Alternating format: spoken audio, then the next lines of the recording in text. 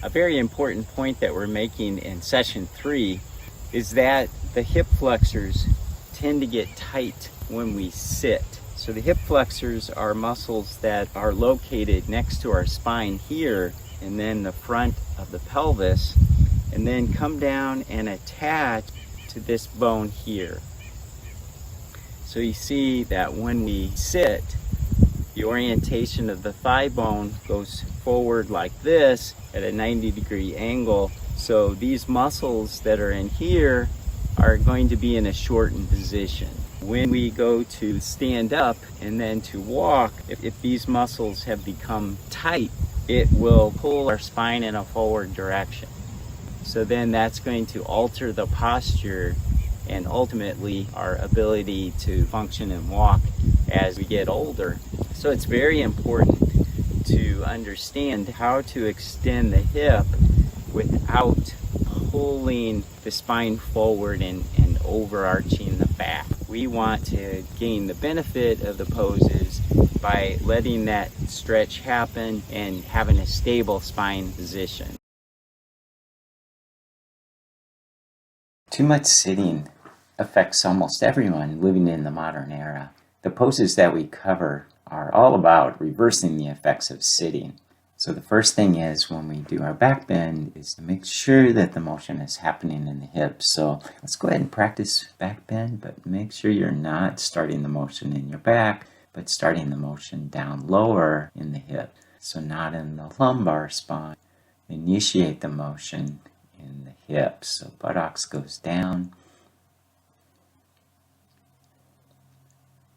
Not in the lumbar spine, but initiate the motion first in the hips.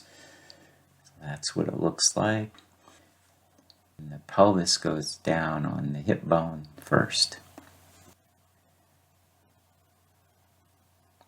So a great time to practice this during the week is right after you've been sitting. Do about 3 or 4 repetitions after prolonged sitting.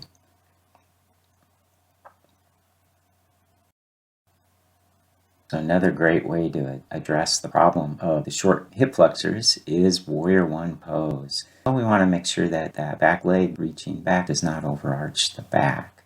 So we reach back through chair pose and then the leg extends backwards.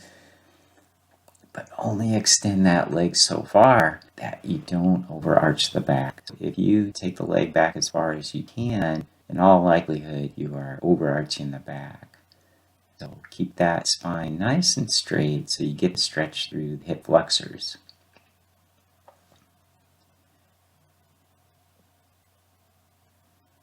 And then use momentum to shift backwards a little bit before coming out of the pose. So kind of like a car that's stuck in the snow, you rock it backwards to generate some momentum, come forward, and that's best for the body.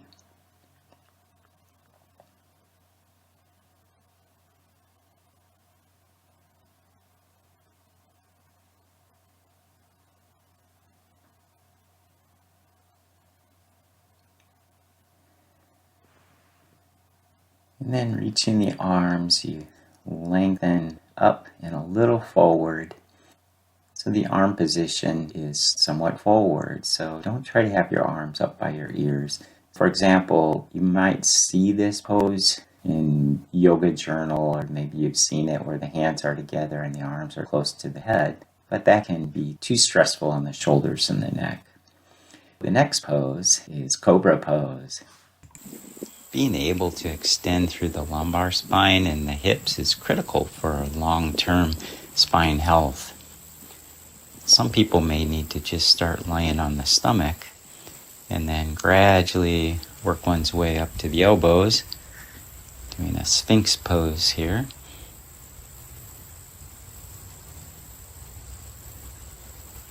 And then eventually do a modified Cobra Pose, trying to start down at the hips and then through the spine, through the thoracic spine, and then moving the head and the neck last. So the buttocks goes down towards the heels, flow through the spine, and we look up last. And then we can progress to full Cobra Pose. Again, trying to move from the bottom up to include the hips. And flow, and you can inhale here and then exhale down. A great way to keep the mobility of the hips and the spine. And we can add a counter stretch. That feels good. Sometimes after back bends, it feels really good to go into a deep cat stretch. And then work your way over to your back for bridge pose. We're going to do 6 bridges. So flow on up and notice the angle. That particular angle helps the glutes and hips to function at their best and to finish their motion. We want to focus mainly on the hip part of the motion. And if you press into the heels a little more than the balls of the feet, that'll help activate the glutes and those glute muscles.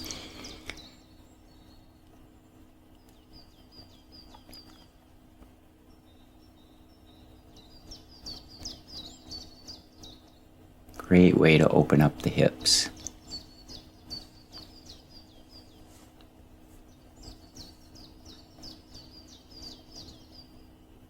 And then hold the pose.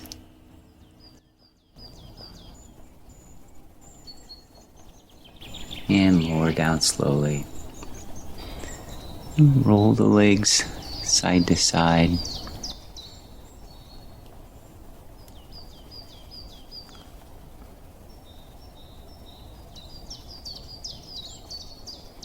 And then roll to your side to come up. When feeling stressed, try 4x4 breathing. Counting backwards helps release the mind from worries. Inhale 1, 2, 3, 4. Exhale 4, 3, 2, 1. 1, 2, 3, 4. 4, 3, 2, 1. 1, 2, 3, 4. 4, 3, 2, 1. 1, 2, 3, 4. 4, 3, 2, 1. And let's do it one more time for practice. Great for stress relief. 2, 3, 4. 4, 3, 2, 1. 1, 2, 3, 4. 4, 3, 2, 1. 1, 2, 3, 4. 4, 3, 2, 1. 1, 2, 3, 4. 4, 3, 2, and 1.